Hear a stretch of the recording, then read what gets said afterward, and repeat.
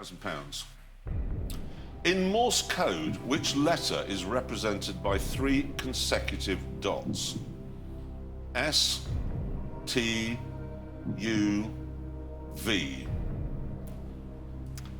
Well, the international distress signal in Morse is SOS, isn't it?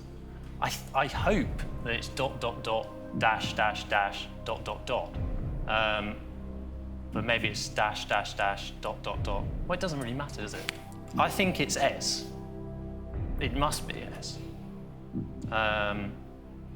Because O is not here. And I believe that 3 consecutive dots and 3 consecutive dashes make up the SOS. Although actually, SOS it's not actually letters. It's its own Morse signal. Anyway, you know, There's quite a lot of Morse here and not a lot of answering. Okay, well, it's S. Final answer. And you see, you were right. Without the dissertation, well done.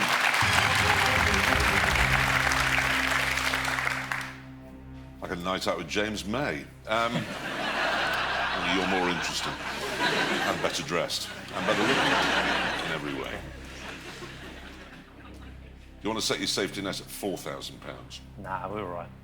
Keep going. OK, this is the question. What is the English translation of the name of the annual Mexican festival, Dia de los Muertos? Day of the Demon, Day of the Cross, Day of the Dead, Day of the Moon. I'm pretty sure it's Day of the Dead.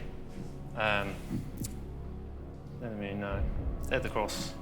No, Day of the Demon. No, it's Day of the Dead. Final answer.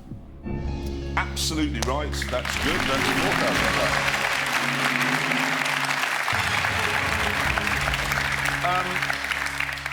politics student.